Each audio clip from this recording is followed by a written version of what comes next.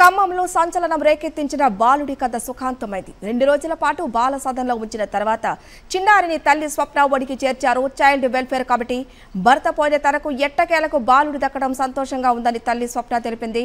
దత్తత పేరుతో 5-6 చోట్లకు బాలుడిని మార్చడం, ఇందులో కొంతమంది హస్తం ఉండటంతో పోలీసులు పూర్తి స్థాయిలో దర్యాప్తు జరుగుతున్నారని చైల్డ్ వెల్ఫేర్ అధికారులు చెబుతున్నారు. ఈ బాలుడికి సంబంధించిన మరిన్ని వివరాలు ఖమ్మం నుంచి మా ప్రతినిధి మహేంద్ర అందిస్తారు. ఖమ్మం జిల్లాలో సంచలనం రేకెత్తించిన ఎస్విత్ అనే 2 ఏళ్ల బాలుడు అమ్మకం ఘటనలో సస్పెన్స్ అనేది పూర్తిగా వీడింది. పూర్తిగా అధికారులు కూడా దీన్ని ఒక కొలిక్కి తీసుకొచ్చారు. ప్రస్తుతం ఆ బాలుడిని కూడా తల్లికి అప్పగించిన పరిస్థితి కనిపిస్తుంది. తల్లి కూడా మనకు అందుబాటులో ఉంది. మనం అడిగి తెలుసుకునే ప్రయత్నం చేద్దాం. చెప్పండి అమ్మా, ఎట్లా అనిపిస్తుంది? ఎట్టగల బాబు మీ చెంతకు చేరాడు? నా బాబు నా దగ్గరకు వచ్చినందుకు సంతోషంగా ఉంది. నాకు బాబు అసలు మీ చెంతకు వస్తారని మీరు అనుకున్నారా? మా బాబుని తీసుకురమ్మంటే వాళ్ళు తీసుకురావట్లేదు. అందుకనే నేను సిసిఎస్ ఆఫీస్లో సార్ వాళ్ళకి ఫిర్యాదు చేశాను. ఆ సార్ వాళ్ళు, మేడం వాళ్ళు అందరూ వచ్చి ఎంక్వైరీ చేశారు. రఘునాథపాలెంలో అందరం కలిసిపోయి ఎంక్వైరీ చేస్తే మీ అత్త నీ దగ్గర నుంచి తీసుకొచ్చుకున్న తర్వాత బాబుని 5 రోజులే బాబు కనిపించాడమ్మా, తర్వాత నుంచి మీ బాబు ఇక్కడ లేడు, మీ అత్త వేరే వాళ్ళకి ఇచ్చుకుందని చెప్పారు అక్కడ వాళ్ళు. సార్ వాళ్ళు తర్వాత మా అత్తకి ఫోన్ చేసి ఎక్కడున్నాడమ్మా బాబు అని చెప్పి అడిగితే పాలవంచలో చిన్న అనే అతనికి ఇచ్చాను నేను అని చెప్పారు.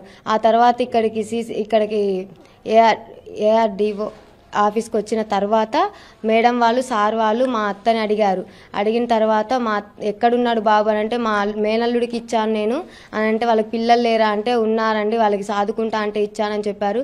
తర్వాత మేడం వాళ్ళు గట్టిగా అడిగేసరికి హైదరాబాద్లోనే వేరే వాళ్ళకి దత్తత ఇచ్చాను అని చెప్పారు. ఇది కానీ నా బాబుని నాకు ఇప్పించండి మేడం అంటే మీడియా సహకారంతో, మేడం వాళ్ళ సహకారంతో నా బాబు నా దగ్గరికి ఇప్పిస్తా అని చెప్పి మేడం వాళ్ళు నాకు భరోసా చెప్పారు. నా బాబుని నాకు ఇప్పించినందుకు సంతోషంగా ఉంది. కానీ నన్ను మాయమాటలు చెప్పి మా అత్తకి ఇప్పించి మా అత్త, శేషగిరి అంకుల్, రాంబాబు, అమల, మా ఆడబిడ్డ వాళ్ళు అందరు కలిసి నాకు మాయమాటలు చెప్పించి ఇచ్చిన వాళ్ళకి మాత్రం శిక్ష పడేలా చేయాలి. బాబును కూడా తల్లికి చెంతకు చేర్చారు అంటే ఇన్వెస్టిగేషన్ పరంగా ఇంకా ఎలా నడుస్తుందా? బాలుడికి సంబంధించి అమ్మకం ఘటన క్రమంగా అన్లాఫుల్ అడాప్షన్ అనేది జరిగింది అనేది ప్రాథమికంగా బయటకు వచ్చింది. అంటే వాళ్ళ నాయనమ్మని, వాళ్ళ అత్తని, స్వప్న వాళ్ళ అత్తని గట్టిగా ఎంక్వైరీ చేయడంలో ఆమె ఒప్పుకుంది. నేను హైదరాబాద్ ఇచ్చానండి, నేను తీసుకొచ్చాను, పోలీసు వాళ్ళు వచ్చి అడిగేటప్పటికి ఇక నేను నైట్ వెళ్ళి తీసుకొని వచ్చాను. ఆ బాబుని అయితే మేము డబ్బులకైతే ఏం అమ్మలేదు, వాళ్ళు కావాలంటే ఇచ్చారని చెప్పారు. కానీ వాస్తవంగా అయితే డబ్బులకు అమ్మలేదంటే ఇక్కడ దగ్గర పట్ల వాళ్ళకు, తెలిసిన వాళ్ళ బంధువులకు ఇవ్వాలి. కానీ హైదరాబాద్ అమ్మిరంటే అది ఏదో డబ్బులకు అయ్యి ఉంటుంది. ఇన్వెస్టిగేషన్ జరుగుతుంది.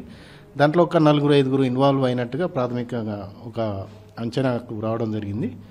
సో ఇది పూర్తిగా కంప్లీట్ అయిన తర్వాత ఎవరెవరు అయితే దీంట్లో ఇన్వాల్వ్ అయ్యారో వాళ్ళందరి మీద ఎఫ్ఐఆర్ బుక్ చేస్తాం.